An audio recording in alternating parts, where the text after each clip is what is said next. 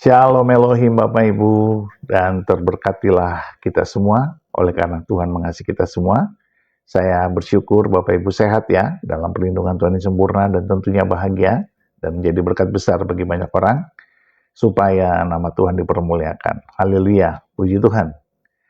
Baik, hari ini kita akan mendengarkan kesaksian dari Edis TV sendiri yang berjumpa dengan Aldi Taher. Wow, kocak sekali. Aldi Taher masuk ke dalam channel Edis TV dan membicarakan hal-hal yang sebenarnya cukup mendasar, tetapi karena kondisi ruangannya tidak acceptable ya, karena berisik oleh karena di tempat umum, di bandara, maka terpaksa tidak bisa dilanjutkan. Tetapi cerita daripada pertemuan atau masuknya Aldi Taher ke channel Edis TV itu membuktikan bahwa Aldi Taher sudah mulai tergelitik dia. Dan dia sungguh unik karena menawarkan supaya Edis TV mau nggak disunat. Nah, bagaimana kisahnya? Mari kita saksikan bersama-sama. Tuhan memberkati. Hanya kok ngeri sekali. Sebentar, sebelum saya jawab, ada apa gerangan kok bertanya seperti itu, Bang? Cuma nanya. Oke, jadi begini, Bang. Kalau langsung dijawab singkat, nanti kalau dijawab singkat nanti banyak orang pikirannya itu loh. Pertanyaannya jangan seperti itulah. Aku aja belum disunat, Bang. Bukan, begini Bro Aldi. Wow. Begini Bro Aldi, kalau misalnya pertanyaan itu kita jawab, nanti orang-orang itu kan berpikir tentang itu gitu loh. Apalagi perempuan-perempuan. Iya. Gini aja Bang Aldi, kita kan udah sama-sama tahu nih Bang Aldi, semua juga udah pada tahu nih Bang. Kira-kira Bang, selama Abang nonton channel saya ini Bang, apa yang mau Abang komentarin? Silakan Bang. I love Kristen. Sip, mantap. I love Nasrani. I love Bang Elvis. I love semuanya. Oke lah, kalau cuma itu Bang. Kirain ada sesuatu gitu yang mau Abang sampaikan atau kritik gitu loh Bang. Biar kita beradu argumen gitu. Enggak ada, Bang. Cuma Tapi nanya Abang bersunat belum? Itu lagi ditanyain sama dia. Soalnya aku buka Aldi Sunat, Bang. Selain aku buka Alis Burger, aku buka Aldi Sunat. Oleh kepala burung, aku dapat affiliate dari net sama dokter Isan bilang 50% keuntungan. Iya, baiklah. Kalau Abang belum disunat, kalau Abang mau disunat, hubungin aku, DM IG aku atau Alis Burger. Oke, baiklah. Baik Bang, baik. Abang ada yang bertanya ke aku enggak? Karena Abang juga orangnya nggak terbuka, jadi saya juga nggak berani nanyain begitu. Insya Allah terbuka, Bang. Terbuka, baik. Bang Ya, Aldi, insya Allah. Bang Aldi ini sebenarnya pergi ke masjid atau pergi ke gereja? Saya pergi ke Tuhan, Bang. Saya bisa sholat di gereja, insya Allah. Dan saya cinta gereja. Abang jangan lupa baca Alkitab.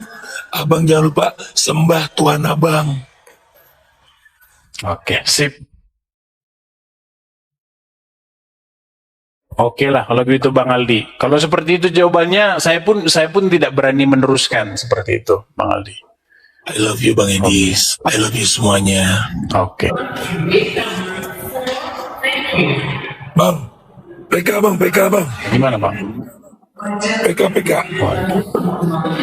Lagi nggak PK ini Bang. Bang Edis. Gimana Bang?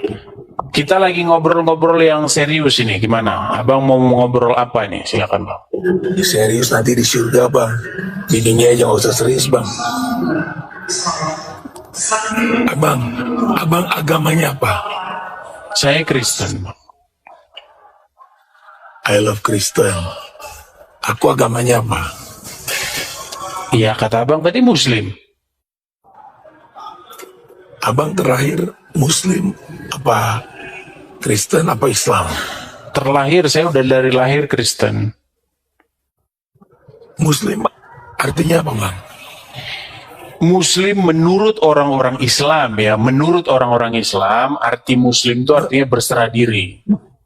Iya, berarti abang waktu lahir berserah diri nggak ke Tuhan?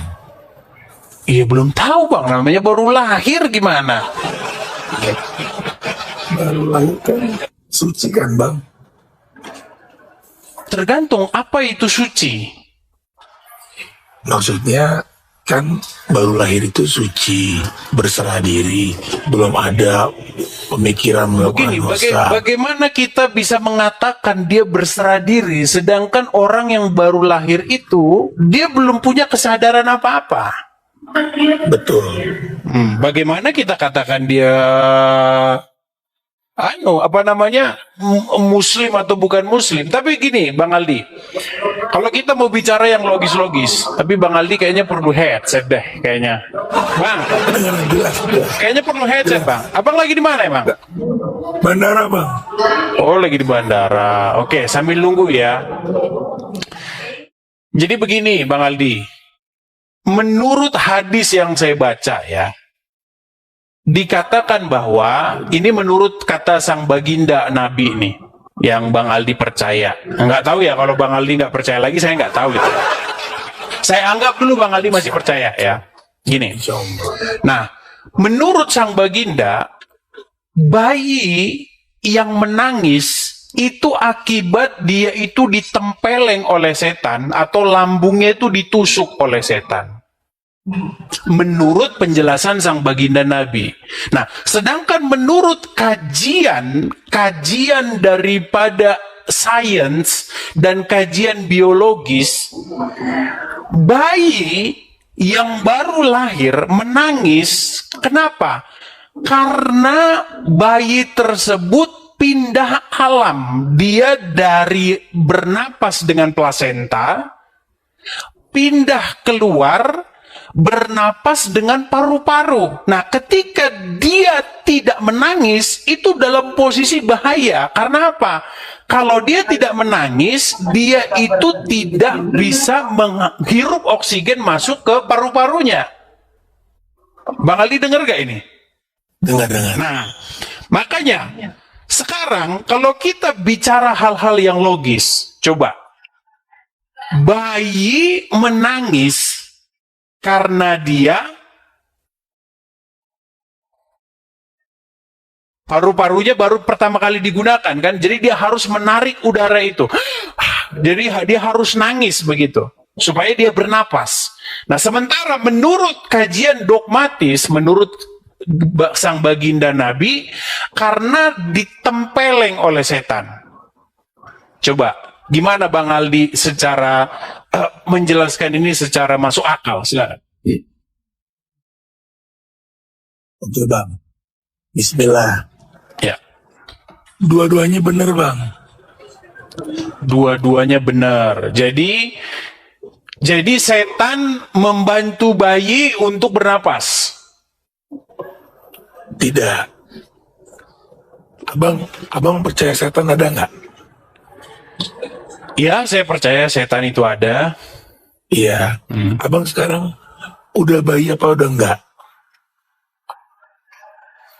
Pertanyaan Bang Aldi aneh-aneh saja. Kalau bayi nggak mungkin kita ngobrol di sini, Bang. Dari mana nih Bang Aldi? Apa gara-gara ada sesuatu Bang Aldi jadi begini? Enggak. Kayaknya apa gara-gara DP ngintip ini? Aduh. Abang bersayang. Gimana Bang? Ya, jadi bernapas tetap kita dengan paru-paru. Oke. Ya kan? Oke. Nah, aku pernah di kemo kanker, Bang. Oke. Ya, aku berobat dua. Bismillah, berobat ruh dan berobat jasad fisik. Berobat fisik aku kemoterapi 6 kali. masuk obat kemo tuh, kemo kimia, dosis tinggi, yang cairannya nempel di kulit aja, kulit bisa melepuh, kebakar. Dan satu lagi, aku berobat ruh, aku baca Al-Quran. Abang pernah baca Al-Quran nggak? Al-Quran itu adalah menjadi satu buku yang paling banyak saya baca, dan Alkitab. Begitu. Kapan terakhir abang baca? Beberapa detik yang lalu saya baca. Benar. Iyalah. Coba sekarang ambil Al-Qurannya, abang baca. Iya, tapi kita bukan bahas itu, Bang Aldi. Biar kita fokus dulu bahasan kita ini, Bang Aldi. Betul. Coba, Bang Aldi, Oke. kayaknya Bang Aldi ini perlu headset, Bang. Biar nggak terlalu dekat gitu loh. Gini, Nggak Bang apa-apa, Aldi. nggak apa-apa. Ya, begini, Bang Aldi. Makanya tadi aku bilang, dua-duanya abang benar. Oke, Dua-duanya kalau benar. dua-duanya benar, artinya penyebab bayi nangis itu karena dia ditempeleng oleh setan, lalu akhirnya dia menangis dan membuka paru-parunya sehingga dia mengambil udara masuk ke paru-paru. Karena begini, Bang Aldi ya, mungkin Bang Aldi nggak belajar biologis, proses persalinan. Jadi bayi itu waktu di dalam rahim, Abang punya anak nggak? Aduh, Bang Ali, pertanyaannya jadi kemana-mana. Nggak.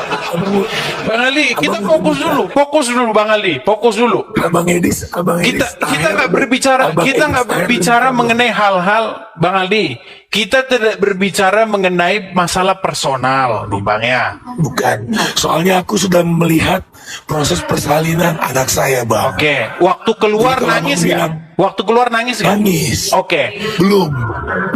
dikaget-kagetin? Ada yang nangis, ada yang belum. Iya, waktu anak lahir, waktu Bang Ali kemarin lihat persalinan, dikagetin dulu apa langsung nangis dia?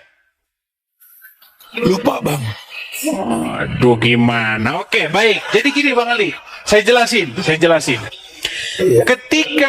Ketika seorang bayi keluar dari rahimnya ibu, ya, di situ paru-parunya pertama kali digunakan dan harus digunakan karena dulu di dalam janin, di dalam rahim ini, dia itu tidak bernapas dengan paru-paru karena dia tidak pakai hidungnya, tidak pakai untuk bernapas ngambil oksigen dari luar, tapi dia bernapas dengan plasenta. Nah, makanya ketika dia keluar dari rahim itu, disitulah pertama kali paru-parunya itu harus mengembang, terisi dengan udara. Makanya dia perlu nangis. Kalau dia tidak nangis, bayi itu dalam keadaan bahaya. Nah, makanya biasanya dokter-dokter persalinan itu dikagetin bayi itu biar dia nangis seperti itu. Nah, sekarang Bang Aldi, menurut penjelasan sang baginda Nabi, nangisnya bayi itu bukan karena itu. Bukan karena dia harus membuka kerongkongannya untuk menarik udara, tapi karena dia ditempeleng dan ditusuk lambungnya oleh setan. Nah, terus Bang Aldi tadi bilang dua-duanya betul. Nah, Iya. Nah, sekarang begini. Hadis itu berkaitan dengan Nabi Isa. Nah, menurut sang baginda Nabi, setiap bayi yang lahir itu menangis kecuali Isa, karena Isa lah satu-satunya yang tidak disentuh oleh setan. Bagaimana mungkin Isa tidak menangis waktu bayi?